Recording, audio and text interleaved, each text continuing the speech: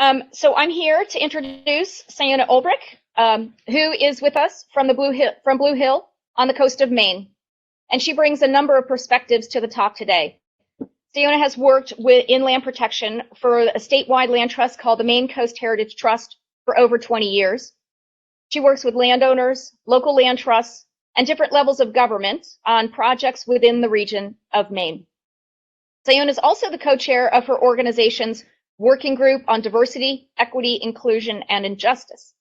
And in 2017, Ciona co-founded an effort called First Light with Peter Forbes of Vermont, which is an effort to begin building bridges between Indigenous people and Maine's conservation community.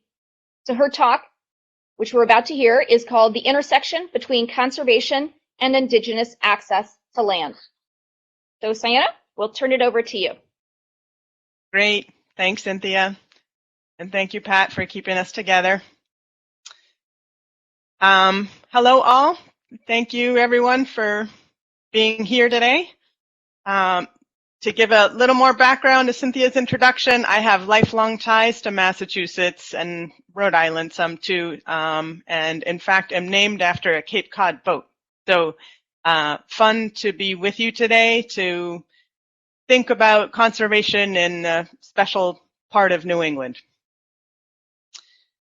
So I started out in international relations work, living a few different places, and then sort of changed direction and ended up in Maine in 1998, soon after finding work with Maine Coast Heritage Trust, as Cynthia mentioned.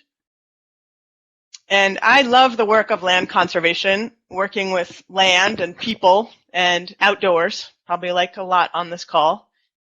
And like many of you in the last few years, I've been working more and better with communities.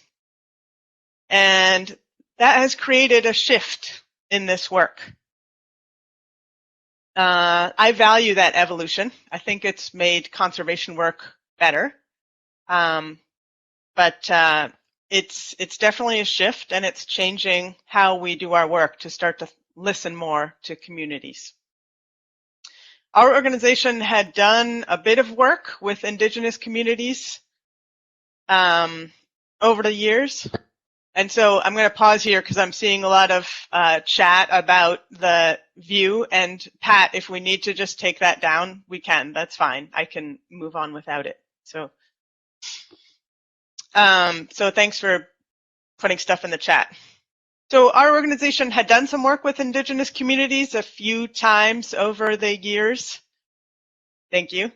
But I honestly had not given that much thought until 2017, when I went on a sort of sabbatical trip to New Zealand and saw there what a strong presence Maori culture and Maori language, who are the Indigenous people in New Zealand, have on conservation lands there. And I found that fascinating, and it made me wonder why, as a person who cares a lot about land and people and who had been working in this work for some time, why I knew so little about the Indigenous people where I do this work. So long story short, in 2017, Peter and I started First Light, which is a multi-year effort to start to bridge the between the conservation community in Maine and the Indigenous peoples there. Okay, we're trying again. Good. And today we're going to talk about why and how land conservation work connects with Indigenous people and land access and communities, and what that can look like. And I'm going to talk about this mostly from the perspective that I know best, which is the conservation perspective. I also want to count on some good questions from you all. I'm seeing lots of activity in the chat, which is great. So please put questions in while you have them so that I can tackle those in some of the pauses that we'll take and sort of make this a little more of a conversation instead of me talking at you. I'm going to start with sort of talking about what the intersection is and why it's important to think about from conservation standpoint. And then I'm going to pause for some conversation about your questions. And then I'm going to get into how that work might be done, some examples and some tools. And then we'll pause again for questions. I also want to note that probably where you are, there are some great projects or programs underway or examples here. And I'd love to see those, and probably everyone else would. So please feel free to put that in the chat. Put what you're doing or things you know about in the chat. I also want to raise up or make sure that I mention one that I do know about, which is the Native Land Conservancy in Massachusetts, with a terrific board and with Ramona Peters at the helm, who is a wise and wonderful person and who has been doing work thinking about cultural access and Indigenous access to lands for a lot of years, a very committed person. And Ramona has come to talk to us in Maine a few times, and we've really benefited from that. So let me dive into the what and why, beginning with a little background on Maine's Indigenous communities, just to set the scene. You're seeing in front of you a map of the territory of the Wabanaki people. So I'm speaking from the forests, the rivers, the islands of the ancestral and the current homeland of the Wabanaki people, or people of the dawn. And what you're looking at is a little hard to discern because the land and water aren't different colors, but you're looking at what we now think about as Maine, New Brunswick, and Nova Scotia. But to give you a sense of how the tribal territories worked, I wanted to show you this whole. So as you and I wanted to mention that much as people have sometimes a summer home and a winter home now, Wabanaki often didn't live in one place, but rather traveled. They lived throughout the land, hunting and harvesting, and often spending winters more inland, traveling the waterways as we do our highways, out to the coast, always living with food sources and the seasons and needing to sustain themselves. So moving around often throughout this territory. Pat, could you go to the next image? Great. Yes, and thank you, Barbara. That's right. Ramona is part of the plenary panel later this morning. She mentioned that. This map shows the way we have come to think of Wabanaki communities now, in that these are the lands. So this is an image of Maine, state of Maine, and the colored pieces are the lands that are owned by the tribal communities now. So before you saw them using all of the state, and now this is 0.01% of their ancestral lands in Maine, which is what they own now.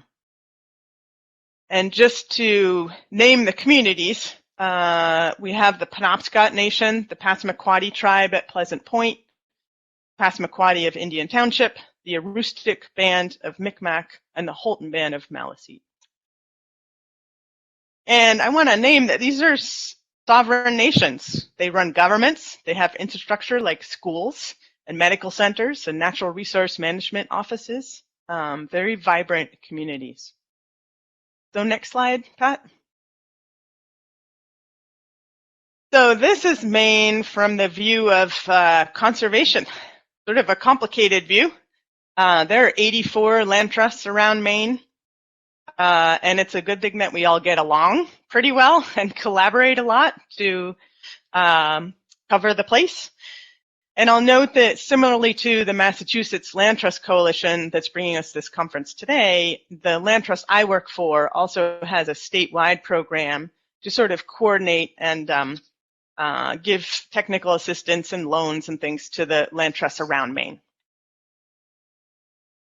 So this sort of sets the scene where this work is happening that I'll talk about. And now I'll dive into sort of the intersection. And I want to start with naming that there is a land justice perspective that you have probably heard that Peter Forbes and other speakers are way better at than I am. And it is really important to be aware of, to learn about, and to understand, because there's been a lot of harm done. That is a big concept, and it's a hard one to bring into the day-to-day work of conservation. So I'm going to offer some additional perspectives and ways to think about this intersection today as well.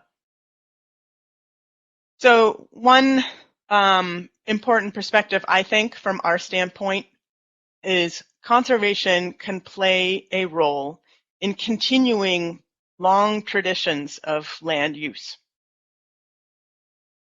As land trusts or land management entities, we try to be responsible landowners, thinking about the needs of the land and people with ties to it. Excuse me.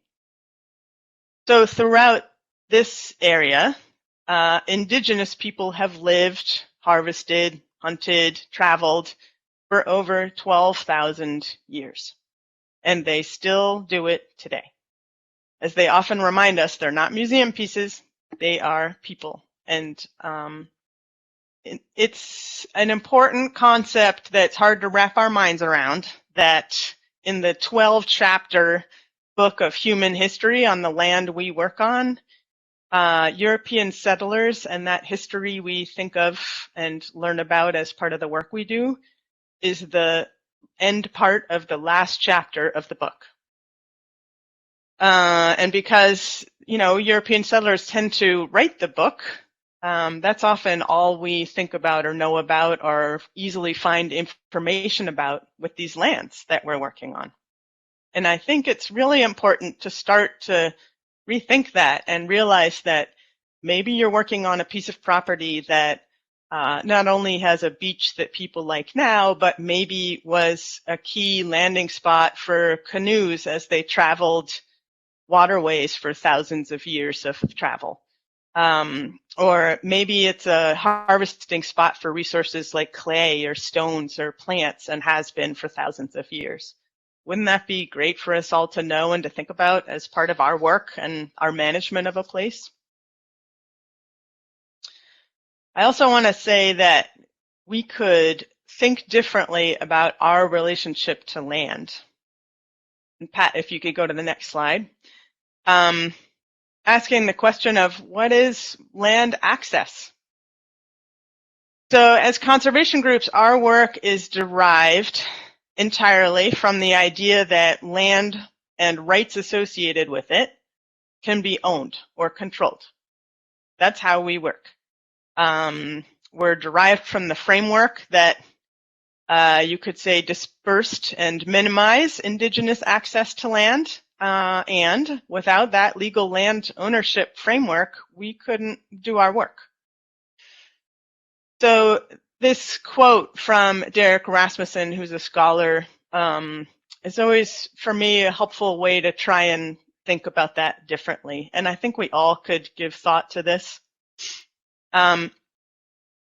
To Indigenous people, access, the term access for us means to be able to walk on it or to have a piece of paper that says you can get to it. And so to Indigenous, access is much more the ability to go back to a place to do something that they have gone to and done that activity for thousands of years. It's a broader way to think about it. And I think that a lot of us would probably like to do our part to help make that happen and make that possible. So a question that I try and think about is, how could we do better at being less controlling or more inviting, more welcoming to uses like that? A third concept to think about is that in our work, we try to reach out to communities and be inclusive of communities in our conservation work. And I think we're often missing communities and their voices. Generally, there's a whole set of vibrant communities, meaning Indigenous voices and knowledge, that are missing from a lot of land management and even land protection decision making. Indigenous input and voices are often required in, let's say, some federal permitting for, restoration work or construction work, but so often not in other processes around land. A fourth concept to think about is that land trusts and agencies and others often partner with other organizations, with partners. But it's key to understand that tribal communities are not like other partners we often work with. They're not run similarly to towns. And while we may think we understand government processes, and I had thought I did, it was really important for me to realize that I didn't. These function in a very different way, and it took a whole different learning to start to understand their processes. And I want to mention that not only is the government structure and process different, but property tax impacts of land ownership are different for tribal entities than towns. And title considerations are a lot more complicated than for individuals and towns. So it takes some learning, and there's a lot of learning. Pat, if you could go to the next slide.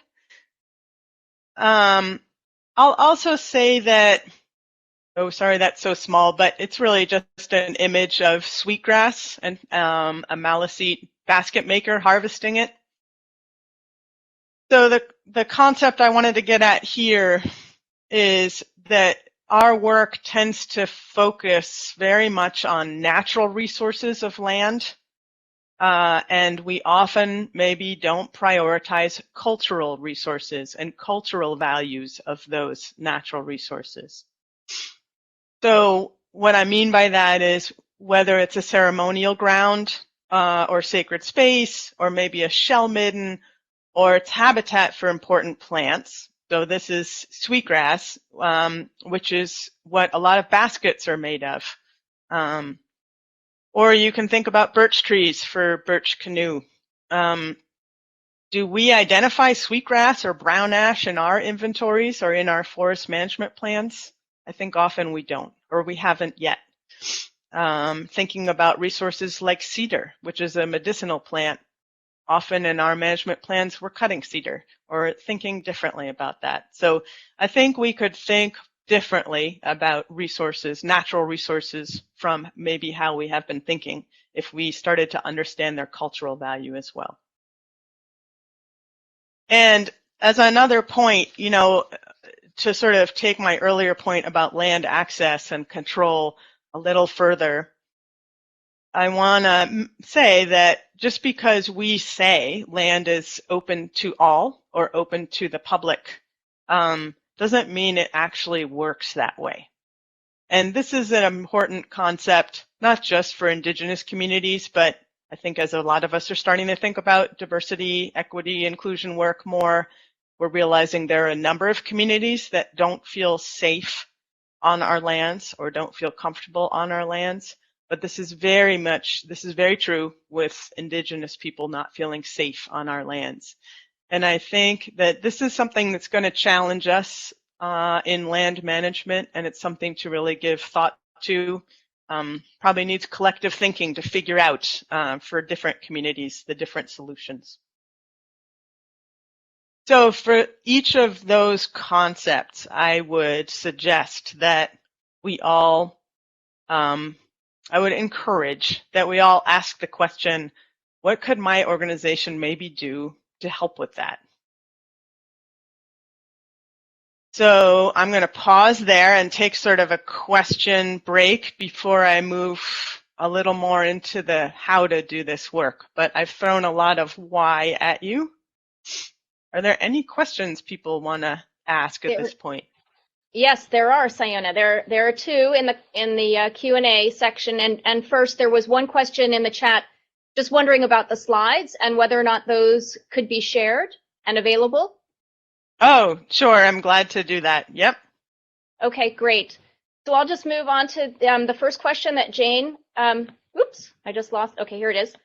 The question I have here from Jane that says, Your introduction to the current and traditional peoples in Maine was very detailed and informative.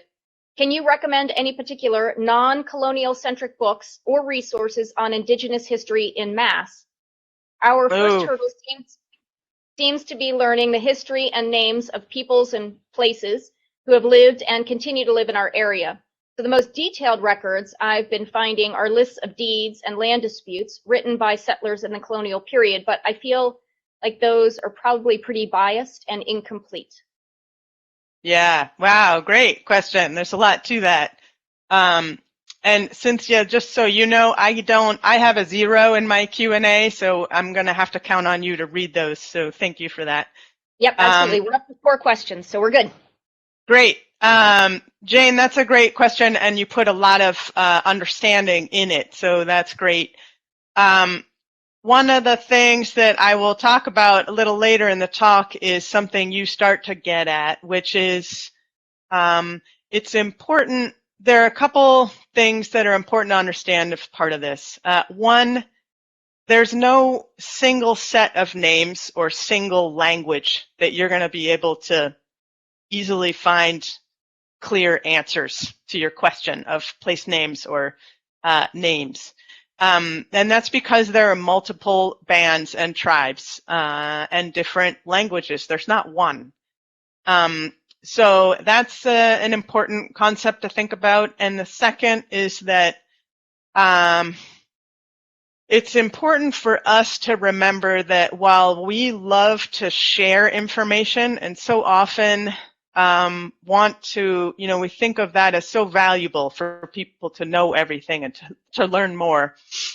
It's also important to realize that it's not always our language or our story to tell. And that's been a struggle for me as a person who likes to share and talk and share learning about a place. But I've come to understand that it's really fundamental, that there is a concept of Indigenous wisdom or Indigenous knowledge that is not ours to share. And so it makes it so important to try to work with people rather than resources. You're spot on with your questioning of written documents as unbiased. They're not. And so working with people instead of paper is so important. That takes a lot of time and is hard to do. So I don't have the answer of how to do it, and it is what is taking years in Maine to work towards. I want to warn you. But it is so important to do and beneficial.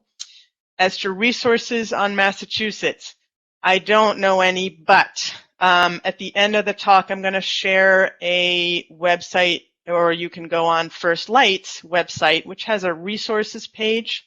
So if you Google First Light Learning Journey, you should find your way to that in Maine. And on the resources page, we've gathered resources by topic. Not Massachusetts centered, but it's usually sort of around Indigenous topics, not just Maine. As to Massachusetts, I'm not sure, but I'll see if I can learn any more, and we'll share those when we sort of share the PDF. Sure. I would just quickly share that last summer I listened to the book, I believe it was called Indigenous History of North America.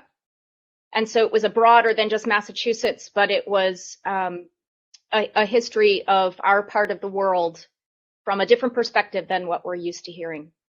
Yeah, there are starting to be some great resources. And again, First Light is a good starting point because they have, our staff person has put a lot of time into collecting resources, but that's a great one, Cynthia, and maybe people can put in others.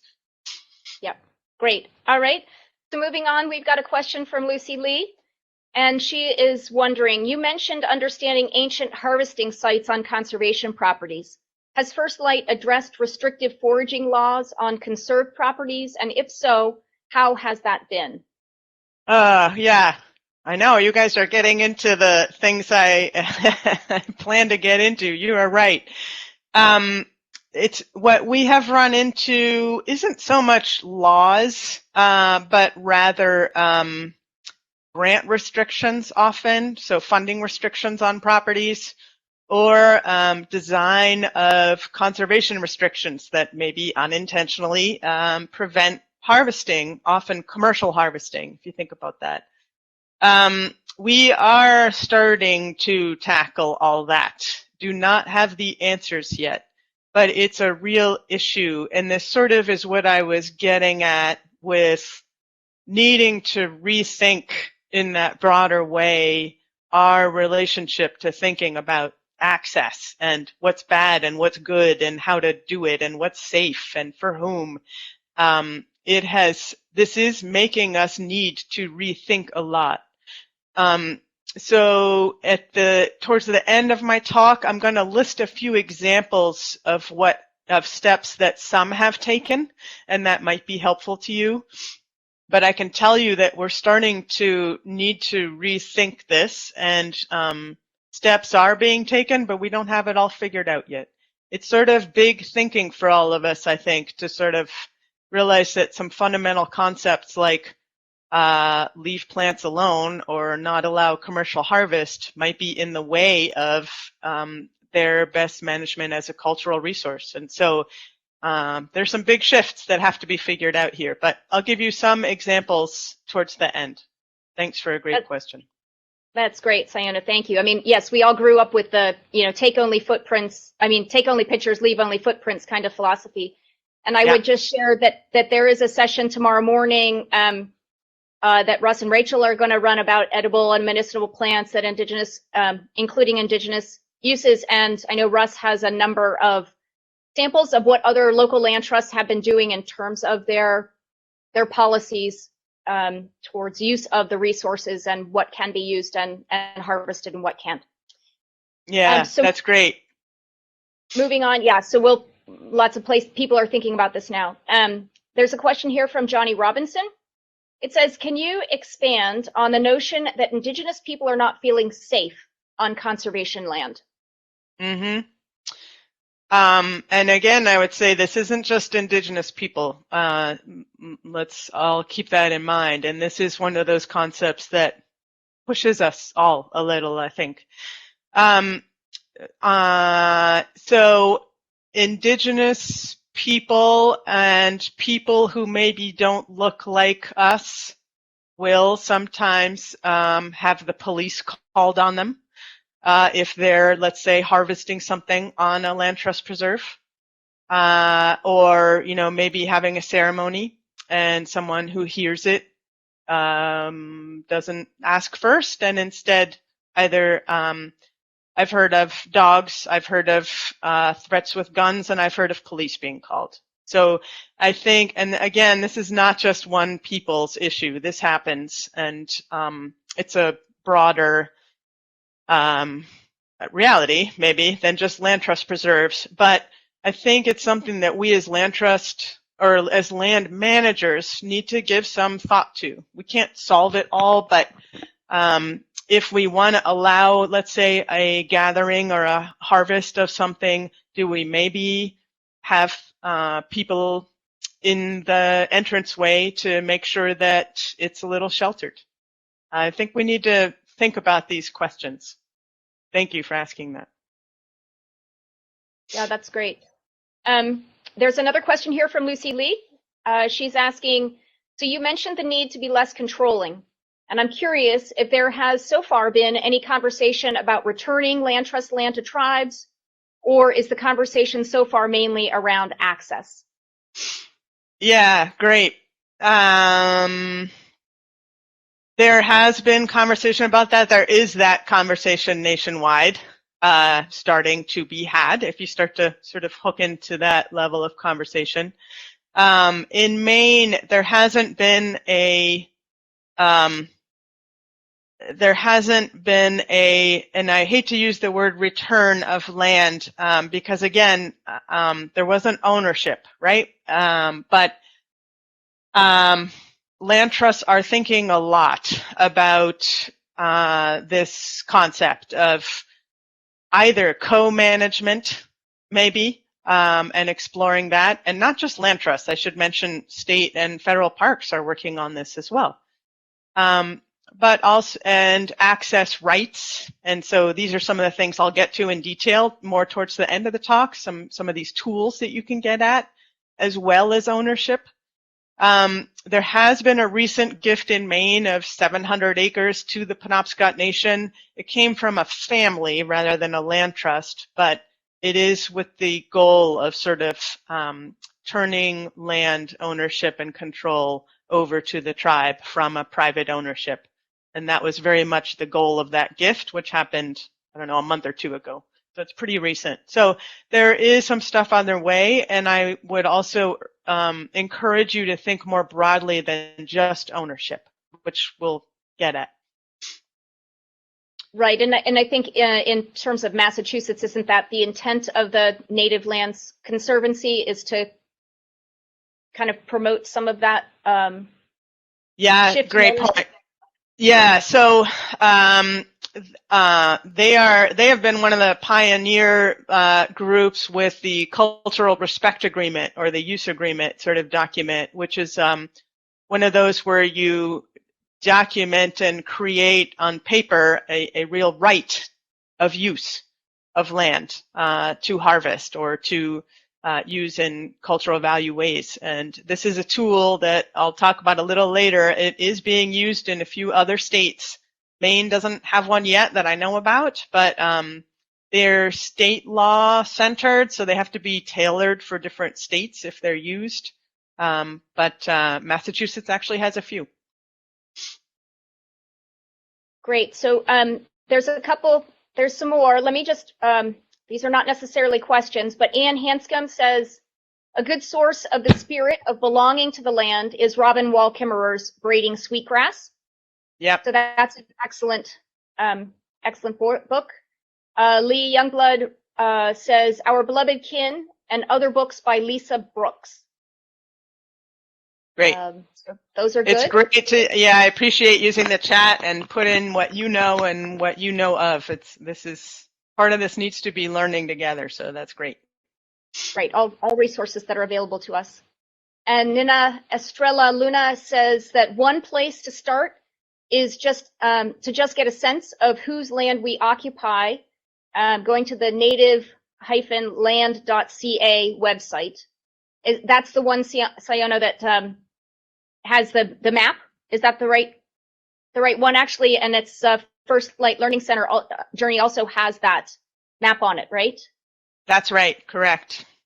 Okay. Great. Correct to both. Yep. Yep. So we need to be knowing which Native groups are in our areas. Yeah. And there are a lot. And there's a lot, right? And there's overlap. Exactly. Yep. There's a question here from Barbara Bates, and she asks, when you said cedar was medicinal, did you mean eastern red cedar, like the juniper, or probably the white? Oh, now you're getting beyond my knowledge. So I don't know which cedar, but cedar is used as medicine, and they just say cedar, so I don't actually know. I'm sorry not to be able to answer that, but maybe someone else can, or else you can find out. Great, we can work on that. There is a comment here from Laura O'Brien. She said, I really appreciated your point that you made about the importance of avoiding the appropriation of Indigenous knowledge without consultation of the Indigenous people who hold that knowledge. Do you have any thoughts on engaging Indigenous peoples and Indigenous knowledge systems specifically in conversations about adaptive management and or ecosystem resilience to climate change? Yeah. So I can't sit here and tell you how to do it. But there have been a few examples, and maybe this is a good segue for me to get back to some of the examples and sort of tools, because I think that might help answer your good question and sort of provide ways to think about what could be done here, I guess.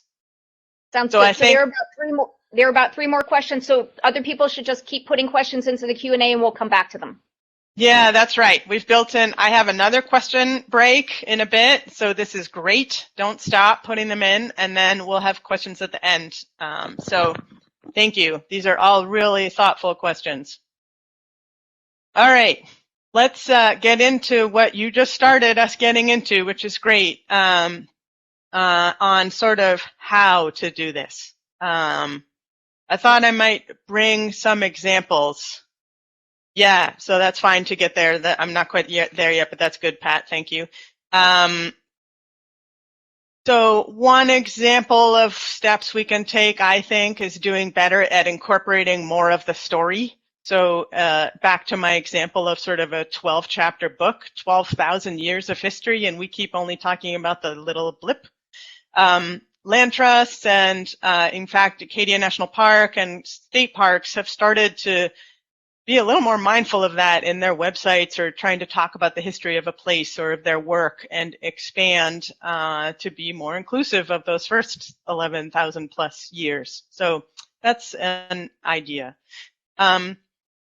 Speak up to bring Indigenous voices to the table.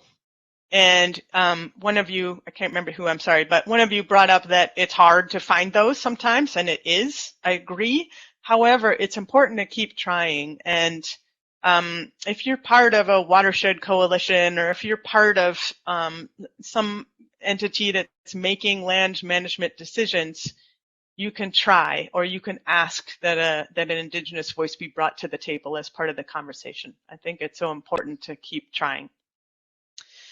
Some organizations have worked to raise awareness with their membership. That's a very tangible step that can be really helpful. So land trusts have, joined existing webinars or offered them to membership. Shown films. There are a lot of amazing films out there that sort of tell some of these stories, or offering guided walks. And so now, Pat, you can get to that next image. One of you brought up sort of the collaboration with Indigenous people. This is an example of a sign panel, 1 out of 3, that our land trust worked on up in Machiasport, for those of you who know Maine, on our preserve. It took a lot of patience and a lot of work and a lot of time, but these ended up beautiful. And they have Passamaquoddy language and imagery and stories as part of the place. So this is only one place, and it took a lot of work, but it has been so meaningful in a lot of ways to do that joint work of telling the stories here. So I want to give that as an example. And next slide, Pat. One of you asked about land trust land going to tribes. There is also this concept of land trusts helping tribes do their own projects. This is actually not a tribe project, but this is an Indigenous nonprofit that was formed a few years ago. It's called Nabizin. And it's an example where the Wabanaki Cultural Preservation Coalition, which was formed, I think in 2017 maybe, and land trusts, including ours, helped this group buy an 85-acre riverfront property on the Penobscot River that is sacred ground. It has thousands of years of history tied to it. And now it's a place where traditional ways and language are taught. So that's a pretty great example, and there are starting to be others. So in other words, it's not that land trusts own land and turn it over, but maybe we can use our skill sets to help them acquire lands. So I'll add a couple other examples. An odd one, but very real: testify on legislation. So land trusts are starting to do this where appropriate. For example, in Maine, there are a few bills before the legislature right now related to Wabanaki issues, ranging from a really complex one on sovereignty to much shorter ones. There are 2 right now, requiring a Wabanaki voice on state environmental advisory councils, one for marine resources and one for inland fisheries and wildlife. And a lot of land trusts have been testifying for those too. It gets to that bringing the voices to the table thing. I think we could rethink and expand our natural resource inventories. So the work we do to figure out what's on the land that we're acquiring or have acquired, expand the thinking to include some of those cultural resources like brown ash, as I've mentioned, or sweetgrass or birch or other plants, and you'll be able to learn more in tomorrow's session, sounds like. And just imagine if, a basket could be made from your land, or medicines gathered to help a community. Isn't that a great use we all want to be part of? I think so. And thinking about permitting a harvest or a gathering or ceremonies, and this gets at what we were just talking about in the question answer. If you own land, can you think about opportunities that feel safe and that allow gathering? So we have an interesting example being hammered out right now in Maine, where a local land trust is trying to offer a day where they close the preserve to the public and have a staff up in the parking area making sure it stays that way, and allow Wabanaki gathering of plants. This has also meant a real conversation with a funder entity, which is actually a set of agencies for that land, who had banned commercial harvesting. And so this has started a great conversation. It's being figured out now, and I think we'll probably have that trip this summer as an example. We'll see how it goes. But it's thinking about all those things of creating a safe space and a safe way to allow for this use, but also balancing those other things that we often have, those ties of our hands. And as part of that, I would say, I hope that funders and agencies start to give thought to those restrictions that are so well-intentioned, and so we're so accustomed to wanting to grant public access at all times to all people, and that can actually sometimes mean that certain peoples don't use our places or don't feel safe there. And so how do we achieve that balance? Okay, I just have a last image that's really just an image. And I'm going to sort of, given that it's 10, I'm going to run through some tools to sort of build on the examples I gave. And then we'll get back to questions. So what I just mentioned, sort of not always being open to the public all the time. What about invitations for ceremonies? So an example, up in Maine, Acadia National Park actually allows a 1 morning a year drumming ceremony on the top of a mountain. You won't find photos of this online, or I hope you don't. And it is not on paper. It's not some formal thing. It is closed and quiet, but it's so important. And it's been such a meaningful step forward for the tribes to go back to a place that they always had a drumming ceremony and do that.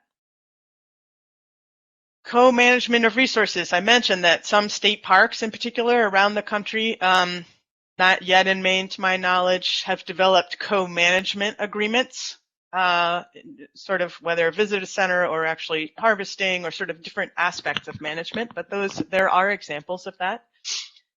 Native land conservation. There are 14 native land trusts that we know of around the country now, and more to come, I think. This is going to be a growing set of land trusts that do similar work to ours, but a little different. And we touched a little on cultural respect agreements or cultural use agreements. Again, there are some in Massachusetts. You have Native Land Conservancy. There are also some in California. And there are similar things, I would say, in Minnesota. And there are probably others that I don't even know about. But point being, these agreements are try to get on paper and a permitted use or permitted uses really focused on cultural values and resources. Harvest permits for tribal members. This is something Maine has developed and we're starting to figure out the details of, but these have been issued by land trusts, by commercial landowners, and could be by private landowners, mostly so far for brown ash, which is a basket making tree. On the tribal side, it's been confusing to figure out who could have those and who maybe can't. And that's something that the tribal side is figuring out and is working through the details of. But those have been issued actually and designed. So that's an interesting step. Sheltered gathering trips, as I mentioned, there's a land trust that has offered sweetgrass gathering. Technical assistance on land projects. We've had a couple projects lately with tribal governments where they needed to understand what a purchase option agreement is, or some of the sort of technicalities of a land transaction and how that works. And First Light now, fortunately, has been able to be a resource to the tribes in navigating some of that and really getting some of that technical assistance of how to acquire more land. And this hasn't happened yet, but is an idea being talked about. What if federal and state parks didn't charge a fee for tribal members to access their parks? I'll just plant that for this audience. So Pat, if you could go to the last of the slides for this set. The First Light, the one before that. That one. Learning journeys or collaborations. There are a number of, so Cynthia mentioned this is what I'm part of and what is happening in Maine. There are a number of formal collaborations in other states as well. So Alaska, Oregon, and California are examples right now. These are really focused efforts at building a bridge between Indigenous people of a place and people working in conservation of that place. There's a lot of energy building around that, which I think is really exciting.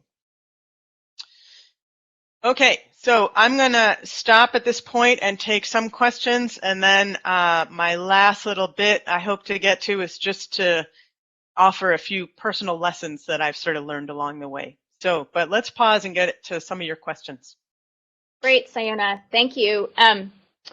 There's a comment here from Russ Cohen, and he says, it's my understanding that both, this is back to the cedar question, my understanding that both the northern white cedar, which is an arborvitae, and the eastern red cedar, which is a juniper, have medicinal values.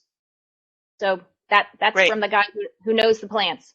Thanks, group. That's great. Yep. There's a question here from Sarah Wells.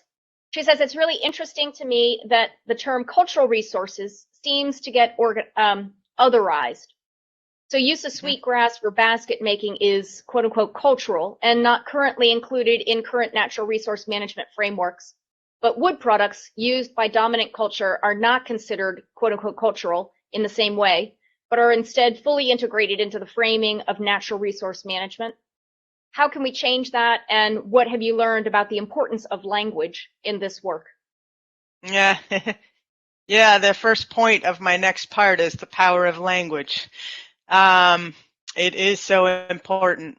So you do say, though, I think I would maybe change something that you said just a little bit in that, so forest management does think a certain way in terms of product value, so financial value, right, and natural resource value, maybe, depending on the forest management plan. And I guess I would argue that I hope land trusts can and other management agencies can add that cultural value. You're right, it's separated out to change our view of what we thought of in maybe a two-plane way and make it three planes. So, you know, cedar we've talked about here. Cedar is not just in its certain role as a natural resource or financial value, but also has cultural value. And so how can we think about that? I'll leave it there. I was going to say something else, but I can't remember. Okay, that's all right. And there's a further comment from Ann Hanscom about the cedar, just providing some more clarification. Eastern red cedar, the Juniperus virginiana, is the medicinal plant, and that eastern white cedar, and I'm not going to be able to pronounce the genus and species name, is less useful for medicine, but it resists rot as it's waterproof and is used for structures. Great. Cynthia, let me add what I was going to mention for that good question. The last question you asked about otherizing of cultural values. Let me give you a really interesting example that I have been interested to think about.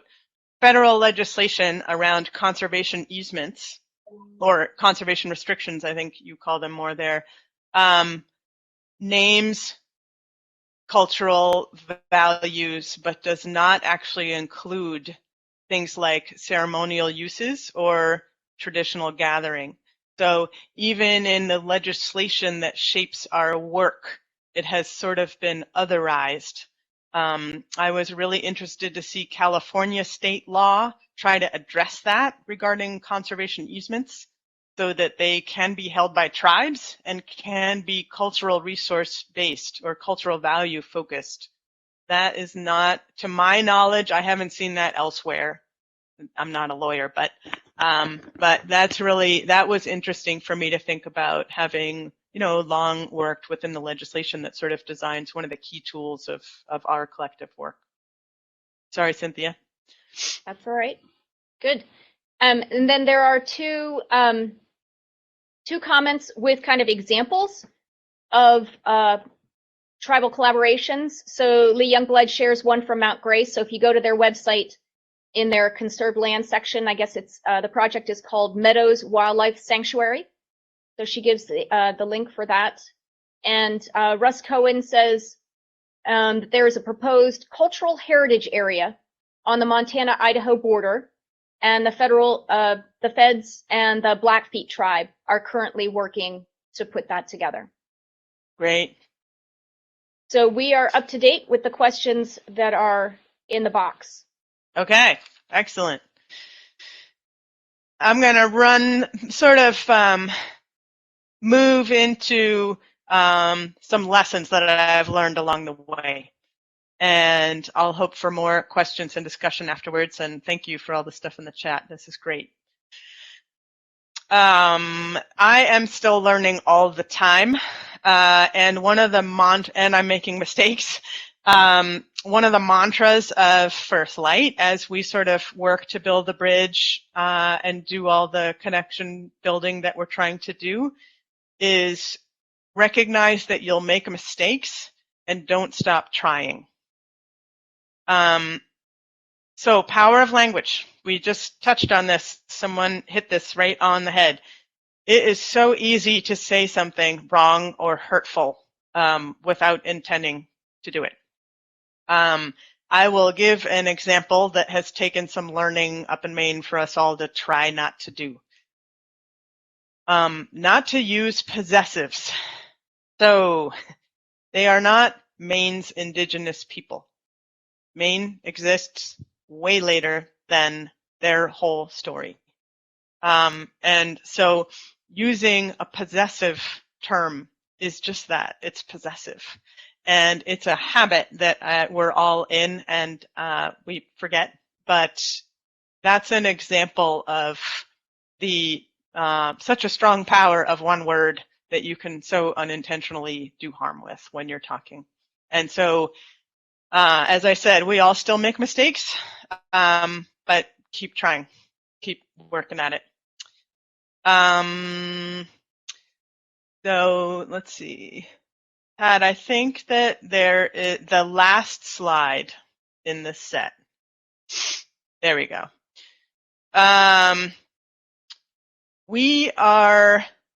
The second point I want to make, or sort of lesson learned, is that we start from a point of no trust.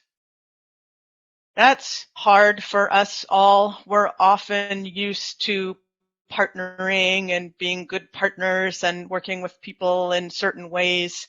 And it's very challenging to always be mindful of the idea that you're not a trusted partner. You're not thought of in that way. And in fact, the term partner is one of those words that we've been told not to use. It comes from the fact that there's such incredible harm that was done so recently, that damage is very much there. And much as you want to move on or not think about it, it's always there, and it frames how people react to situations or questions now. And that's something to always be mindful of and understanding of, I think. Use phone, not email. This is a basic thing in a lot of relation building, but it's really important here. And maybe if you can even use in person, that's of course much better, but we're in a remote world right now. So voice and conversation can get you so much more clarity and can get you progress in a way that emails just don't. And that's a broader thing, but I'm reminded of it really often, particularly working with Indigenous people. Be mindful of the lack of capacity. There are a small population of Indigenous people, and they can't do it all. We all want to ask their help and ask their answers and ask their language and ask their question, and we want to work with them. And that has to be balanced with the reality of a small number of people who have a lot of other things that they're doing. And it's so important to realize that your priorities, even if it means sharing knowledge, are maybe not theirs, and have understanding for that. So I'm telling you conflicting things here of one, trying to work with people and do that work, and two, it's often hard to find them. But that's part of the reality that we all just need to understand and try to work within. So the last point is one I've made before and that you talked about, which is sort of this concept of Indigenous knowledge or wisdom. And it really is an important one to always be mindful of too, which is, photos or stories or language are not ours to share, and they're not ours to tell. And so it just brings home that sometimes frustrating but important need to try and work with people. And do your best at doing that. And this is one of the resources pages of First Light, which gets at one of the areas that are frustrating for all of us. We all would like to do land acknowledgements on our signs or in our words, and yet want to do it right and work with people to do that.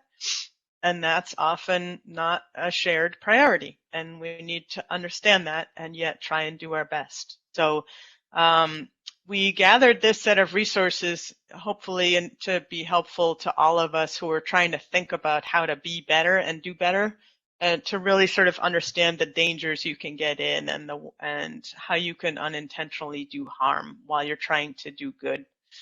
So I will leave it there, and let's see what other questions or information are back. Sure. We have several. So Chris LaPointe asks, are there examples of land returned to tribal ownership but subject to conservation easements? And is there a way to blend the desire to achieve and complete these important projects while retaining an appropriate, perhaps much more limited than typical amount of permanent conventional protection? So are there tribal sovereignty issues, or what's the power dynamic of land trust, quote unquote, control over tribal land? Yeah, there are a lot of issues, and you name a few. Let me try and tackle that. So there is an example of a conservation easement held on the Passamaquoddy tribe up in Machiasport by our organization.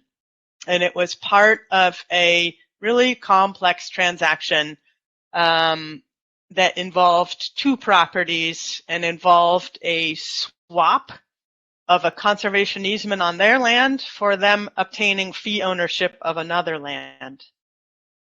Let me get at some of the tangles with this. So fortunately right now that's a very friendly relationship and it all works. But there are questions as to whether a conservation easement can be held over a sovereign nation. It's good to remember that federally recognized tribes work nation to nation with our federal government. And so we are technically holding a conservation easement over another nation's land that, as I said, so far works, but is a really complicated thing to think about the details of. And let me touch on something you clearly have an understanding of, but I'm going to dig into it a little bit.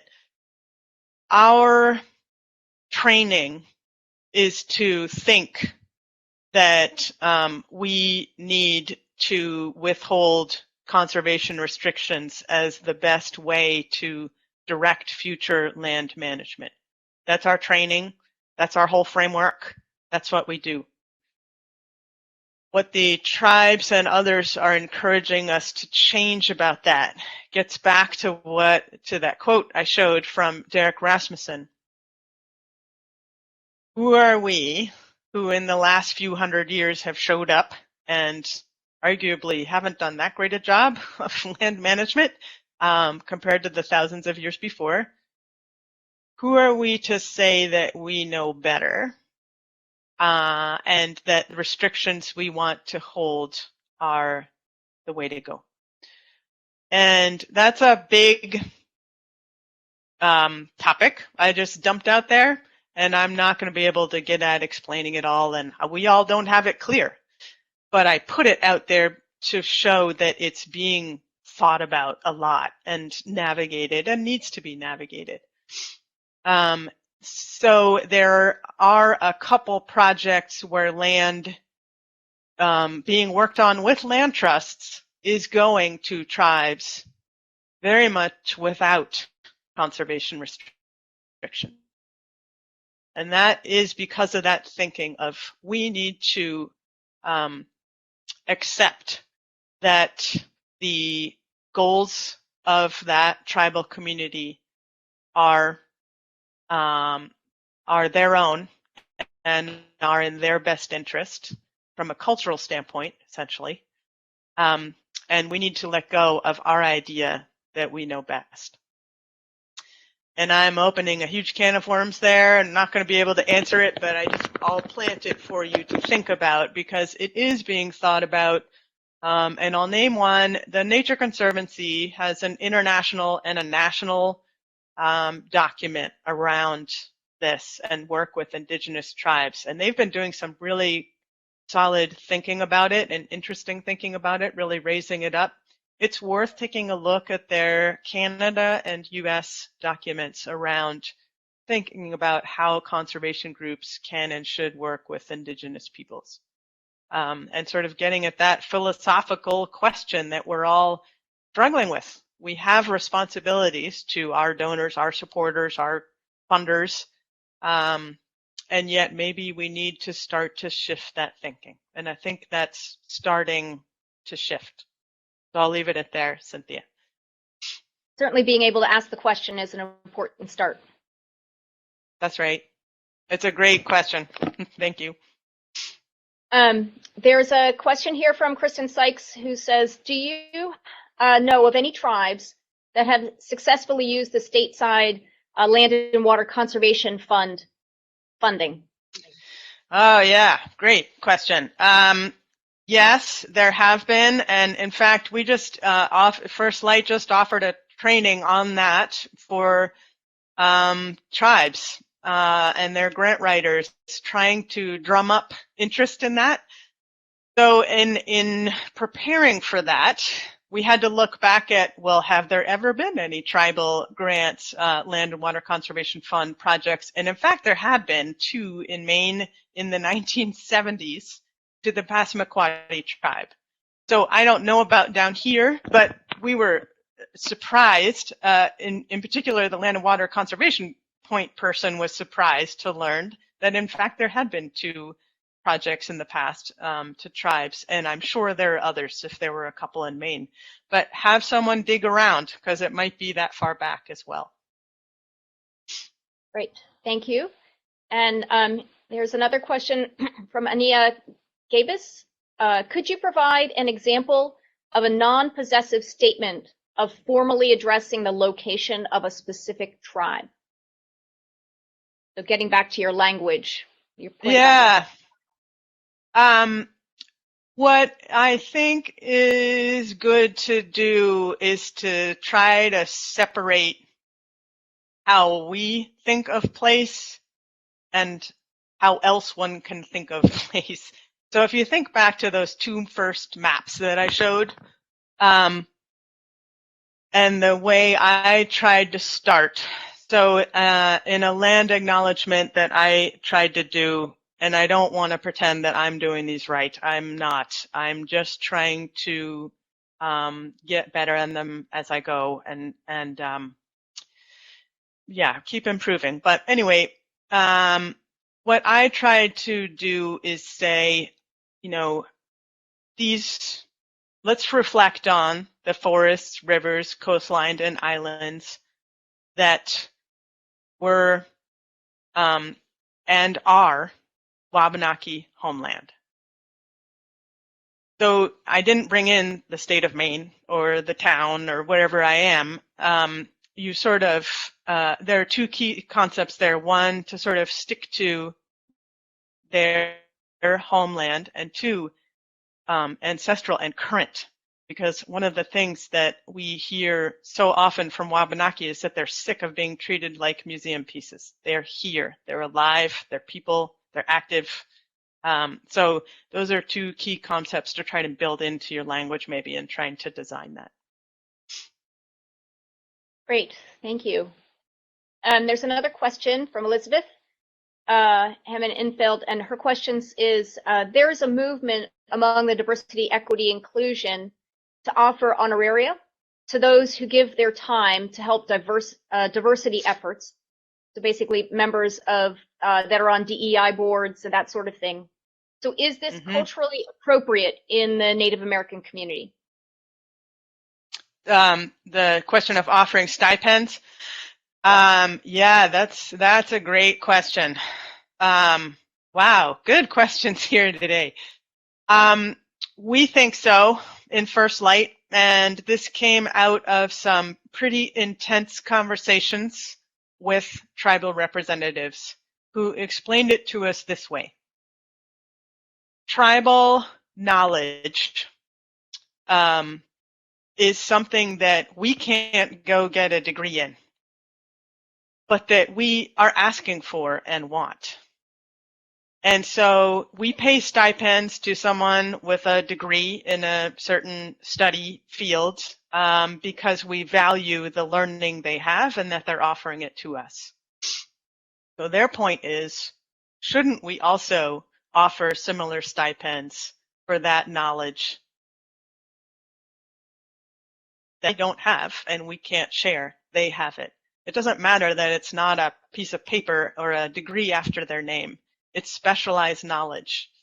So we worked hard on this question. It is a complicated question even within tribes. I want to say that this is not easy to navigate. There's no simple answer, as often is the case. There are some who don't quite feel right about it. But the general sentiment we learned when we talked to a number of tribal people was that it was not only important, but actually vital to getting the time. And this gets back to that lack of capacity point that I made early on. If they're offered, you know, whatever, a stipend of $1,000 to go here for none to come talk to you, most likely they're going to go there. And that's understandable. It's what we would do. So there are a couple of ways to think about it. It is complicated, and it's a topic you should always understand is not seen the same by all. But we pay stipends, and after our conversations, that felt most appropriate. Can I just follow up with that for, you know, my organization's point of view? Kind of what level of stipend are you talking about? Is doing hourly or piece rate? You know, Yeah. often you would go to a surveyor, multiple surveyors, and get bids, so you would know what the right number is based on that. But how do you do it in this case? Right. Yes, because these are people, not resources, Yep. right? That's a great question. So there are different ways to do it. The choice we made in order to that felt the cleanest, the most straightforward, and the most fair for us to do who are not Indigenous and would not know how to value different skill sets or different people's time was to set, we have a half day and a full day. And if it's an hour, they get the half day. Or if it's a half a day, they get the half day. And I hope I'm going to get this right. I think we put it at $500 for half a day, and I actually can't remember the full day, but I don't think it's quite double that. But to give you a sense, it's not an hourly rate. That felt too strange. It's rather, to be here for an hour and a half is not just being here for an hour and a half. It's a lot of other time around it, and travel, and figuring out childcare, and gathering yourself together, and whatever. And so recognizing that, it felt more comfortable to think of things in terms of half day or full day. Great, thank you for that clarification. There's a question here from Garrett Stover. He says, are there examples of ancillary organizations, but not tribal governments, controlled by Indigenous peoples which own land? So I'm not sure if that means like a 501c3. Right. Is a possible way to transfer land, a possible way to transfer land already under a conservation easement or conservation restriction to Indigenous control, especially where there are multiple peoples with a relationship to a particular area? Yeah, great question. So I mentioned Nabizin, and you saw that page a few slides back. UN. That is an example. So that, oh, right. Are we not live anymore? I haven't. Well, I don't know. I haven't hit the stop broadcast yet. So if you want to just answer that question, and then we'll close out. Yep. There are a couple of examples, and this is particularly important from a property tax standpoint, in that tribes have to pay property taxes on a lot of land they own, whereas a nonprofit maybe doesn't. So there's a cost issue. But there are a couple of examples. I think of it as an interesting way to think about this. And Nabizin is one new example. It's multiple tribes involved. So far, Passamaquoddy and Penobscot are tied with that. And I think there could be others. I think your point is well taken. So